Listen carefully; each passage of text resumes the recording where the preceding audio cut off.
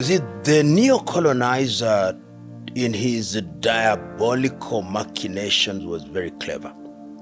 All of them. The British had created long ago something called the Commonwealth. Which is common poverty. Which is headquartered in London. They even tell you that your ambassadors are no longer ambassadors, they are high commissioners. The French have also created their La Francophonie, headquartered in Paris. And they tell you, of course, you are Francophone, the others are Anglophone. The weak Portuguese, without as much gusto after the Carnation Revolution in 1974, are not saying as much, but there is something called the Organization of Portuguese-Speaking Countries, and you belong to it. And of course, the Belgians, in their own way, have also created something that makes the Congolese true north to be Brussels. So we all look to Lisbon, Portugal. We look to Paris.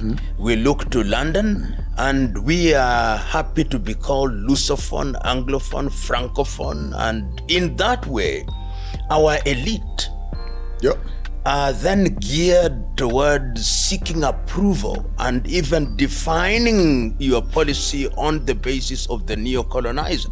And that, I think, is something that has continued to date, so that when the Americans come into the fray, and remember, the Americans were not your classical colonizers, particularly as regards the continent of Africa. But when they meet, and this is what brings me to an iconic meeting which we never talk about as much as we should, which takes place in Crimea, in Yalta. That meeting that is attended by Franklin Delano Roosevelt, is attended by Joseph Stalin, and attended by Winston Churchill. These are the victors over Germany. And the Soviet Union at that time is a powerhouse. And of course, the British is not a powerhouse, but the Commonwealth impact was... The Commonwealth is already there. The Americans and the new kid in the block. And after that, you go to San Francisco and create the United Nations, and you say that the architecture of this particular outfit is that you have all these nations. Members. The Africans are not there. They are still under the colonial yoke. And when you do that, you say, we'll have the 5 permanent members. Is it 5 of them? And we have veto power. The Americans now become a hegemon. And they begin to define policy in many ways. And that does change the equation, because the rest of Europe, particularly Western Europe, operates at the behest of the United States of America. Of course, the Soviet Union also has its own client states in Eastern Europe, and African freedom fighters are also gravitating toward the Soviet Union for obvious ideological reasons in those early days. Africa then goes through this phase of what I call a split personality.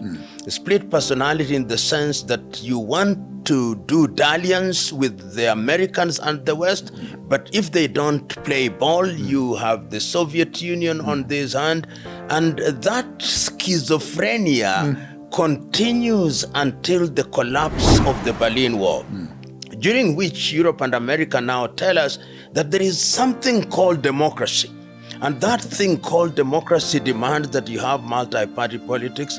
It demands that you must have something that we call human rights, which we define. It demands that you must have 2-term limit, which we define. It demands that your economies must change, and the IMF and World Bank are telling you what to do.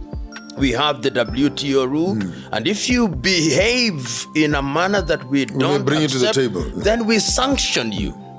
We no longer are going to trade with you.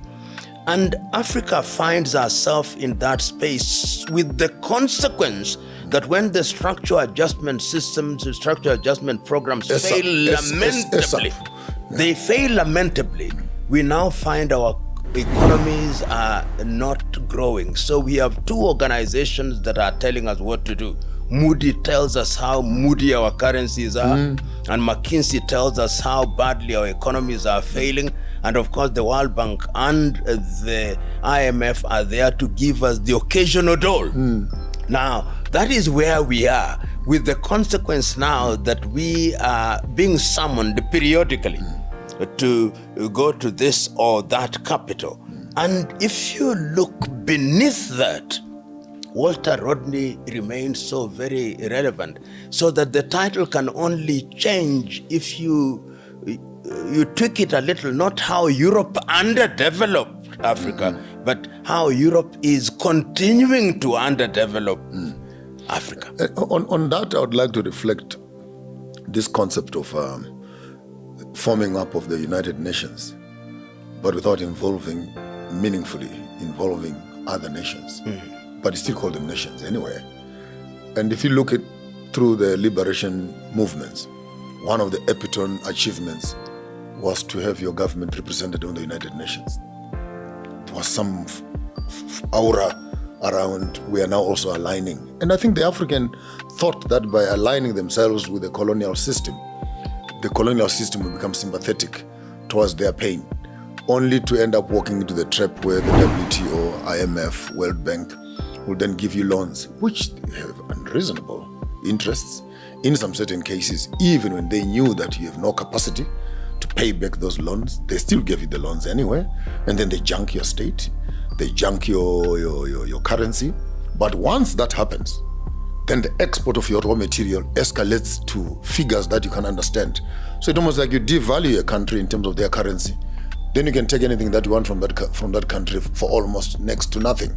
Having looked at that ideology as it plays itself into the African political space, I doubt if our modern politician, a taxi driver, a teacher, or a wannabe businessman who makes their way into politics, either as a minister or as a president, really have the in-depth understanding of the machinery, the democratic or democracy machinery, the financial monster managing machinery, the cyber now in our generation, the surveillances, the invasions of Israeli military intelligence and CIAs into economies, the movement of prisoners, criminals into the space, the pharmaceutical knowledge, the vaccinations, the MNR, the COVID, the complexity of this political monster, which you want to sit in your office and say, I am the legitimate leader of this country. And I watch sometimes with disdain, anger, almost with revulsion, when our presidents walk into these countries where they are summoned. You arrive there on Wednesday evening, you are signing papers on Thursday morning.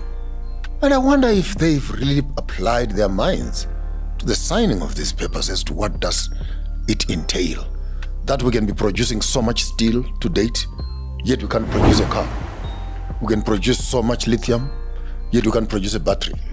We are producing so much gold, yet our currency is worth nothing. You're producing so much diamonds, yet tomorrow inflation is on your table. What is it that we have signed? No, we signed actually that we have bilateral agreements. What are these bilateral agreements that you continuously give us raw material and we will produce the final product and we'll send it back to you? Somebody once said that we are playing rugby under the rules of football. There you go. And we are making fouls every minute. And I think that is the tragedy